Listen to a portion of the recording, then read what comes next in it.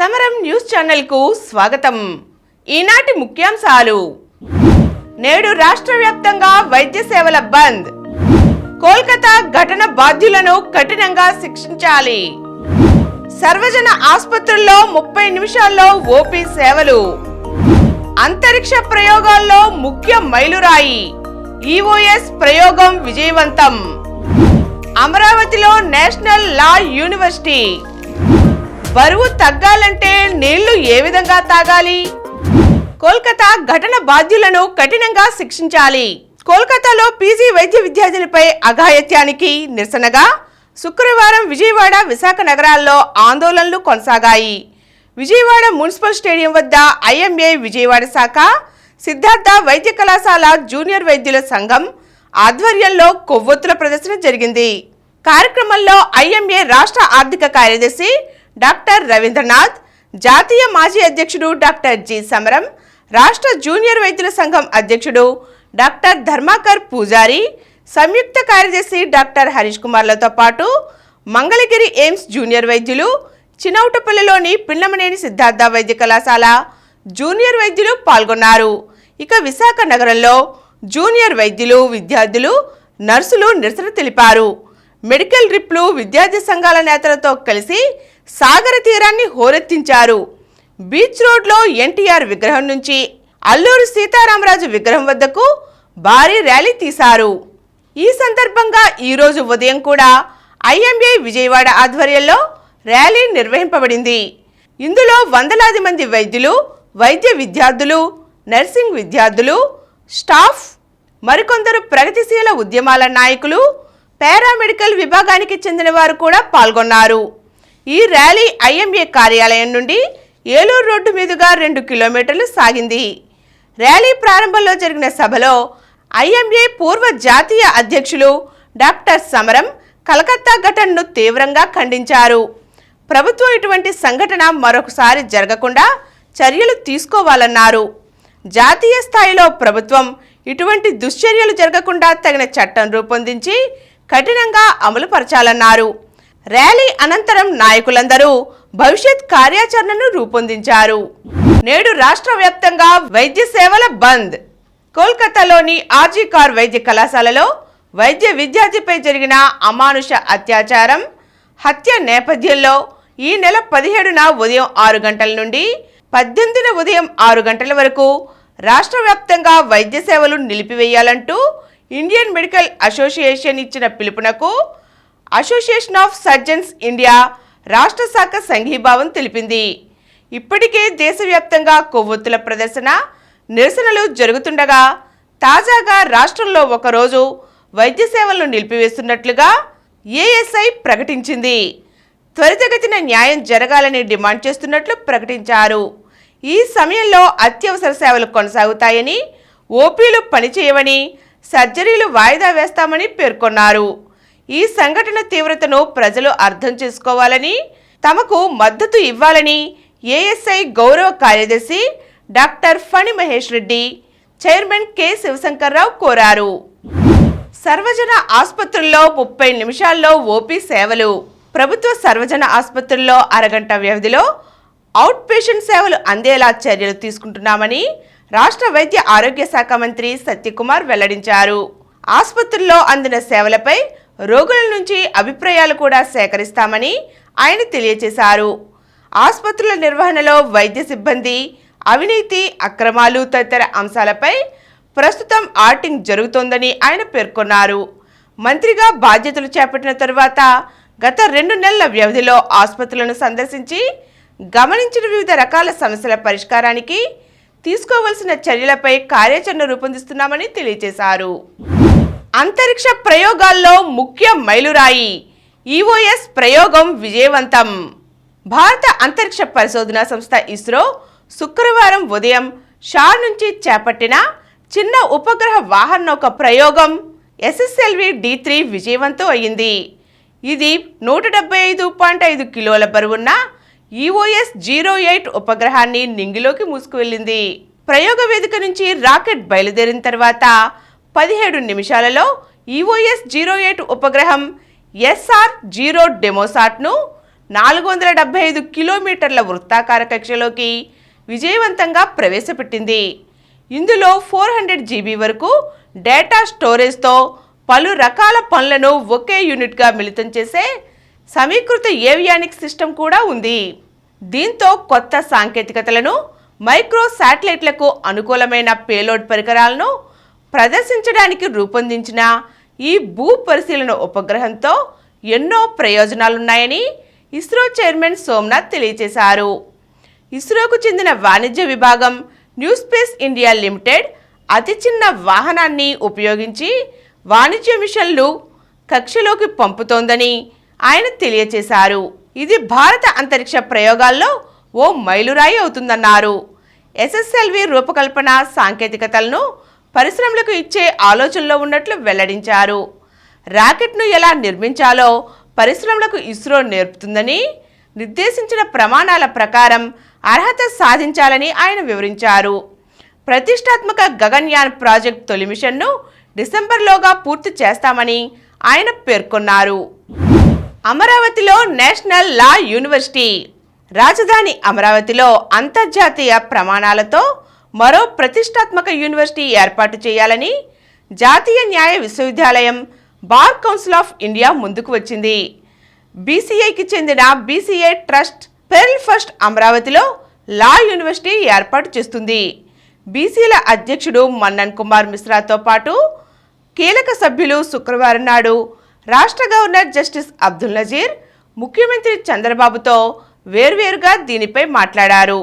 BCI trust ఆధ్వర్యంలో బెంగళూరులో 1986లో National Law University, National Law School of India University, 2022లో గోవాలో India International University of Legal Education and Research ఏర్పాటయ్యాయి. అవి రెండు ప్రతిష్టాత్మక సంస్థలుగా పేరొందాయి. ఇప్పుడు అదే కోవలో అమరావతిలో BCI ట్రస్ట్ లా యూనివర్సిటీ ఏర్పాటు చేయనుందని చంద్రబాబు ఎక్స్ వేదికగా తెలియజేశారు. డయాఫ్రమ్ వాల్ నిర్మాణం మేఘాకే.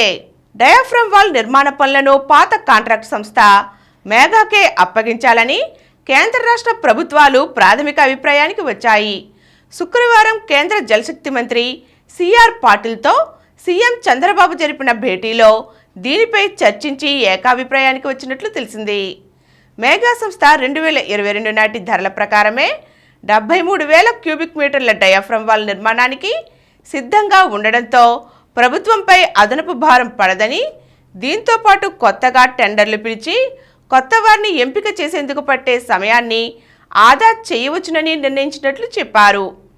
పాత గుత్తేదారుకు ఇచ్చేందుకు తాము సానుకూలంగా ఉన్నా లిఖితపూర్వకంగా ఆదేశాలేవి ఇవ్వబోమని, ఏదేమైనా రాష్ట్ర ప్రభుత్వానిదే ఈ విషయంలో తుది నిర్ణయమని కేంద్ర మంత్రి వెల్లడించినట్లు తెలిసింది. త్వరలో దీనిపై తుది నిర్ణయం తీసుకుని మేఘాకే పనులు అప్పగించే అవకాశం ఉన్నట్లు రాష్ట్ర జలవనరుల శాఖ మంత్రి నిమ్మల రామనాయుడు తెలియజేశారు. జమ్మూ కాశ్మీర్లో మోగిన ఎన్నికల నగారా. జమ్మూ కాశ్మీర్, హర్యానా అసెంబ్లీలకు ఎన్నికల నగారా మోగింది. 90 స్థానాల జమ్మూ కాశ్మీర్ శాసనసభకు 3 దశల్లో ఎన్నికలు జరగనున్నాయి. అన్ని స్థానాలు ఉన్న హర్యానా అసెంబ్లీకి ఒకే దశలో అక్టోబర్ 1న పోలింగ్ పూర్తి చేయడానికి ఏర్పాట్లు చేస్తున్నారు. ఈ 2 శాసనసభల ఎన్నికల ఫలితాలను అక్టోబర్ 4న వెల్లడించనున్నట్లుగా శుక్రవారం విలేకరుల సమావేశంలో ప్రధాన ఎన్నికల కమిషనర్ రాజీవ్ కుమార్, ఎన్నికల కమిషనర్లు జ్ఞానేష్ కుమార్, సుఖ్బీర్ సింగ్ సంధు తెలిపారు. 2019లో ఆర్టికల్ 370 రద్దవడంతో రాష్ట్ర హోదా కోల్పోయి కేంద్రపాలిత ప్రాంతంగా మారిన తరువాత జమ్మూ కాశ్మీర్ అసెంబ్లీకి ఎన్నికలు జరగడం ఇదే తొలిసారి. చివరిసారి 2014లో 5 దశల్లో జరిగాయి. ఈసారి 3 విడతల్లోనే ఎన్నికల ప్రక్రియ పూర్తి చేయనున్నారు. లోక్సభ ఎన్నికల్లో అవకాశం కల్పించినట్లుగానే అసెంబ్లీ ఎన్నికల్లో కూడా కశ్మీర్ వలసదారులకు ఓటు వేసే అవకాశం కల్పిస్తామని CEC రాజీవ్ కుమార్ తెలియజేశారు. జాతీయ ఉత్తమ నటుడు రిషబ్ శెట్టి. మనిషి వ్యక్తిత్వం, మట్టి పరిమళం, దైవత్వం ఇలాంటి అంశాలతో తెరకెక్కిన కథలకు జాతీయ స్థాయి గౌరవం దక్కింది. మనుషుల వ్యక్తిత్వాలకు దృశ్యరూపంగా నిలిచిన మలయాళ చిత్రం అట్టం జాతీయ ఉత్తమ చిత్రంగా నిలిచింది. కన్నడ సినిమా కాంతారాలోని నటనకు రిషబ్ శెట్టి ఉత్తమ నటుడి అవార్డు దక్కించుకున్నారు. దీనికే ప్రజాదరణ పొందిన సమగ్ర వినోదాత్మక చిత్రంగాను గుర్తింపు దక్కింది. తమిళ చిత్రం తిరు చిత్రాంబలంలోని నటనకు గాను కథానాయిక నిత్యా మేనన్, గుజరాతీ చిత్రం కచ్ ఎక్స్ప్రెస్లో నటనకు మానసి పరేఖ్లకు ఉత్తమ నటి పురస్కారం దక్కింది. ఊంచాయి చిత్రానికి హిందీ దర్శకుడు సూరజ్ బర్జాత్యా ఉత్తమ దర్శకత్వ విభాగంలో అవార్డును దక్కించుకున్నారు. గత ఏడాది పలు పురస్కారాలు సాధించిన తెలుగు సినిమా ఈసారి ఎక్కడా కనిపించలేదు. ప్రాంతీయ ఉత్తమ తెలుగు చిత్రంగా కార్తికేయ 2, ఉత్తమ కన్నడ చిత్రంగా KGF 2, ఉత్తమ తమిళ చిత్రంగా పొన్నియిన్ సెల్వన్ 1 చిత్రాలు నిలిచాయి. శుక్రవారం ఢిల్లీలో జరిగిన ఓ కార్యక్రమంలో పురస్కారాలను ప్రకటించారు. బరువు తగ్గాలంటే నీళ్లను ఏ విధంగా తాగాలి? ఉదయం నిద్రలేవగానే 2 గ్లాసుల గోరువెచ్చని నీటిని తీసుకోవాలి. వ్యాయామం చేయడానికి 1 గంట ముందు 2 గ్లాసుల నీళ్లను తాగాలి. వ్యాయామం చేసిన తరువాత 30 నిమిషాలు ఆగి మరో 2 గ్లాసుల నీళ్లను తాగాలి. భోజనం చేయడానికి 30 నిమిషాల ముందు 2 గ్లాసుల నీళ్లను తాగాలి. సాయంత్రం సమయంలో 2 గ్లాసుల నీళ్లు తాగితే మరింత మంచిది. ఇప్పుడు కొన్ని సంక్షిప్త వార్తలు చూద్దాం. వాగులో కొట్టుకుపోయిన ఉపాధ్యాయులు. కొండవాగు పొంగి ప్రవహిస్తోంది. ఇటువైపు రావద్దని చెబుతున్నా తెలుగు అర్థం కాకపోవడంతో ఆ ఉపాధ్యాయులు ముందుకెళ్లారు. అంతలోనే నీటి ప్రవాహం పెరగడంతో కొట్టుకుపోయారు. ఓ ఉపాధ్యాయుని మృతి చెందగా మరొకరి ఆచూకీ గల్లంతైంది. ఈ విషాద ఘటన పార్వతీపురం మన్యం జిల్లాలో శుక్రవారం చోటు చేసుకుంది. బంగ్లాలో మైనారిటీల భద్రతకు హామీ. మోదీతో ఫోన్లో మాట్లాడిన యూనిస్ ఖాన్. 3 నగరాలకు మెట్రో రైలు ప్రాజెక్టులు. త్వరలో అసెంబ్లీ ఎన్నికలు జరగనున్న మహారాష్ట్రలోని పూణే, ఠానే నగరాలతో పాటుగా కర్ణాటక రాజధాని బెంగళూరుకు కేంద్ర ప్రభుత్వం మెట్రో రైల్ ప్రాజెక్టులను మంజూరు చేసింది. 10 మంది IPSల బదిలీ. అనంతపురం ఎస్పీగా జగదీష్, విజయవాడ డీసీపీగా మహేశ్వర్ రాజు, నిఘా విభాగం ఎస్పీ సత్య యేసుబాబు డీజీపీ కార్యాలయానికి అటాచ్ చేయబడ్డారు. 12 మంది నాన్ కేడర్ ఎస్పీలకు స్థానచలనం. 49 మంది అదనపు ఎస్పీలకు కూడా.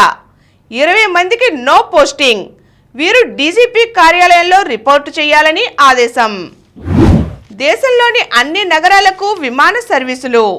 దేశంలోని ప్రధాన నగరాలకు విజయవాడ అంతర్జాతీయ విమానాశ్రయం నుంచి నేరుగా సర్వీసులు నడిపేందుకు మార్గం సుగమం అయ్యింది. ముంబైకి మరో విమాన సర్వీసు ప్రారంభం కానుంది. కబడ్డీ స్టార్లకు కోట్లు. రైడర్ సచిన్కు అత్యధిక ధర పలికింది. పవన్కు 1.72 కోట్లతో వేలంలో టైటాన్స్ గెలిచింది. పారా సైన్యం కదిలే. గొప్పగా సాగిన పారిస్ ఒలింపిక్స్ ముగిశాయి. ఇదే వేదికలో ఈ నెల 28న పారాలింపిక్స్ రూపంలో మరో క్రీడా వేడుక ఆరంభం కాబోతున్న సమయంలో మన భారత క్రీడాకారులు పారిస్కు బయలుదేరారు. రిటైర్మెంట్పై వినేష్ వెనక్కి. పారిస్ ఒలింపిక్స్లో అనర్హత వేటు పడిన తర్వాత ఆటకు వీడ్కోలు పలికింది వినేష్ ఫోగట్. అయితే ఆమె రిటైర్మెంట్ను వెనక్కి తీసుకునే అవకాశాలు కనిపిస్తున్నాయి.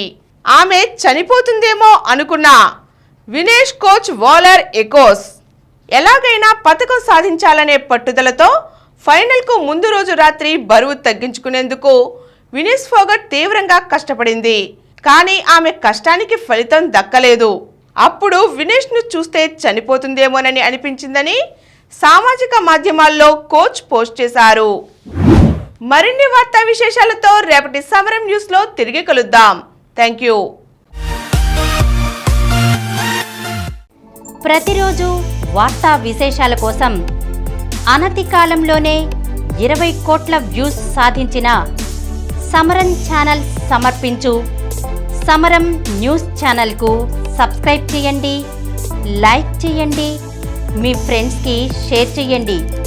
అలాగే ప్రక్కనున్న గంట సింబల్ని ప్రెస్ చేయడం మర్చిపోకండి. Please download Samaram Channels app from Google Play Store and watch your favorite channels. Click the bell icon and subscribe to the channels.